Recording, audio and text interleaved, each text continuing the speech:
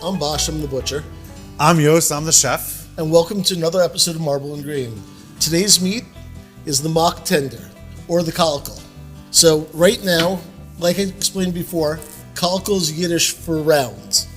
The reason why they call this the mock tender is if we take a cut off of here and we make a medallion out of this, the medallion itself looks exactly like a piece of filet mignon or tenderloin. It's not as tender as the tenderloin, nowhere close, but that's why we have it in sous vide, and we're going to show you how to prepare it. Here we have the mock tender that was in the sous vide at 131 for 24 hours. I already dried it off. It's very important to dry off the meat because otherwise the moisture on the top of the meat is going to evaporate and steam the meat instead of the meat itself getting browned in the pan. That will overcook the meat and it won't be at the temperature that you want it to be, that you set from sous vide. Help me out there, Bosch. There we go. A little pepper. Okay. So with sous vide meat, I like to oil the meat instead of the pan because the pan's right now nice and hot. We're going to add a little oil on top. There we go. And rub it. This way you get less smoke and the oil still will work as a conductor in the pan. Oh, listen to that sear. Beautiful.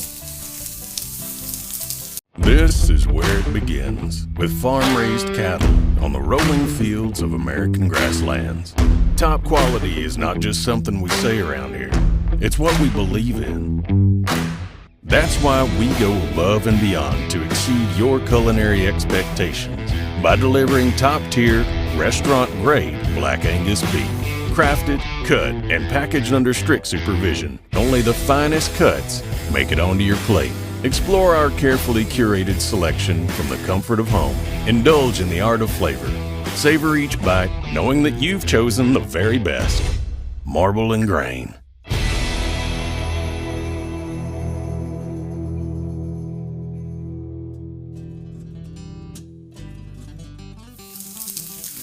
Now this doesn't need a lot of time because it already was cooked to 131 for 24 hours. So we're just gonna go ahead and we're gonna sear it on both sides. We just want to see a sear on it. We don't care about cooking it through. We already know what temperature it is. So we want to preserve that temperature and just get a good crust. We're looking for a good crust. And get that Maillard effect, which is that roastiness once again. And that's how we're just going to finish it because it's already fully cooked. And while we're here, you can also do this as a medallions when they're thin like that and sear them down like that as well.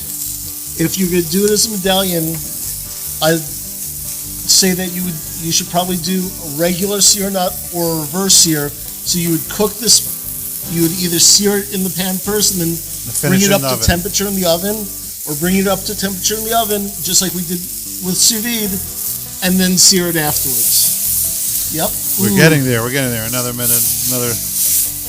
I chicken that side, you flip it. I just want to get some more of that brown, crusty. Okay. Oh, it smells so good. So after the sear, just so you can see, we'll cut right into it. You don't need to rest because it's already rested, and you have here a perfect medium rare steak, no gray band, and still the crust on the outside.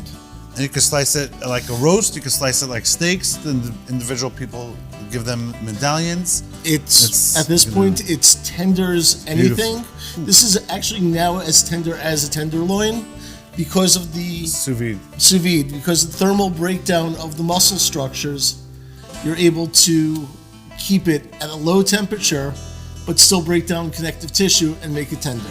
Thank you for joining us today for the mock tender. We look forward to having you again for the next Marble and Grain show.